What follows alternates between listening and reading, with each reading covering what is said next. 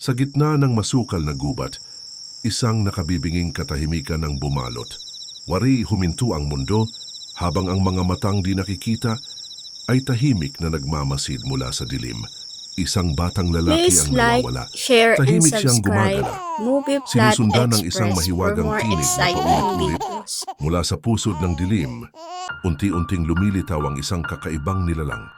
Mukha ng inosenteng sanggol, pero ang katawan, halimaw na hindi maipaliwanag. Humagulgol ito na parang sanggol. Masakit sa pandinig ang iyak. Tila humihingi ng tulong, ngunit may nakatagong kasamaan sa likod ng mga luha nito. Naawa ang bata. Dahan-dahan siyang lumapit.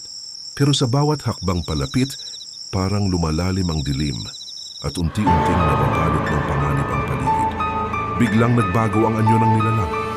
Ang mukhang sanggol ay naging maskara ng kasamaan. Ngayon isang halimaw ang nakatayo sa kanyang harapan. Mabilis na tumakbo ang bata. Takot na takot. Ngunit mas mabilis ang tiyanak parang aninong sumusunod.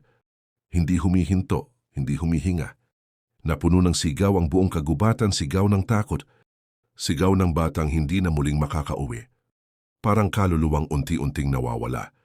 Pagkalipas ng ilang saglit, muling tumahimik ang gubat.